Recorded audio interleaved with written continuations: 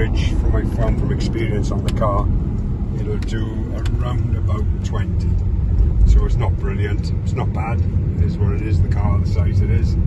So you're getting around about 20 to the gallon, there or thereabouts. You'll get a bit more in the long run if you're just cruising, and you'll get a bit less if you're running around town and playing with the sports modes and like so.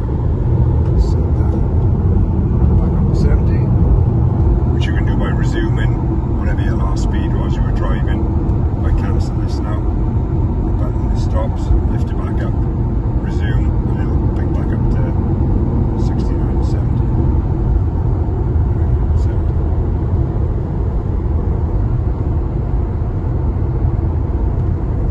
You can speak to the car. If you want to push the button there and ask the car certain things, radio stations, to phone people, whatever you need to do.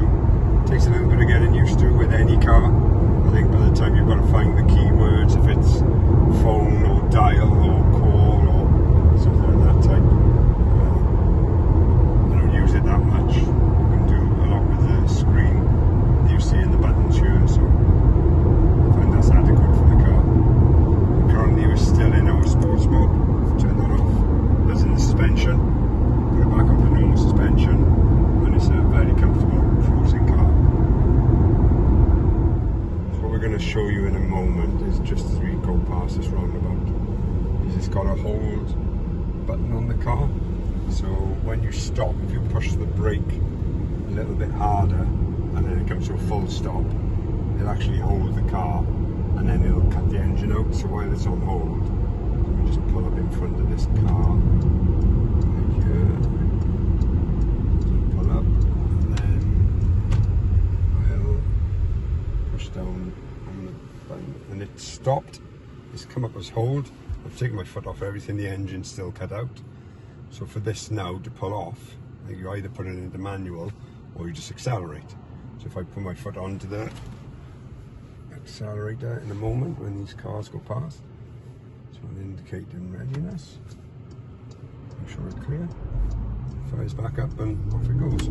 So that's a nice little feature of the car that enables you to stop at lights. If you stop on a hill, it'll just stop and hold. You can take your foot off the brake, and then when you then accelerate, it'll just start the car back up and drive off. It'll do the hold whether it cuts the engine or not. So if you're in sport or any other mode, it'll hold it without cutting the engine, and then you'll accelerate and it'll pull away. So it just saves you having to leave your foot stuck on that brake for any long time. This one also has a heads-up display, which might be a bit difficult to see. I'm not sure if Evan can get that. So, no. So it shows the distance of the car in front of me, and then it shows on that screen. It shows the last cruise control speed that we set it at, and it also shows the current speed. So I don't have to look away from the up in front of me. I can look down, of course, but generally speaking, you can just look at the speed in front of you and then you know what you're doing.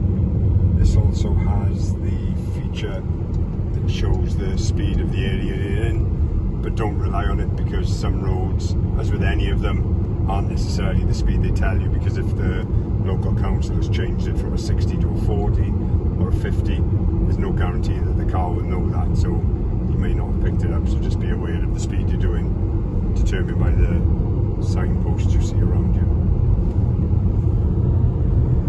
Just go up and over the mountain here, beautiful countryside. A couple of minutes.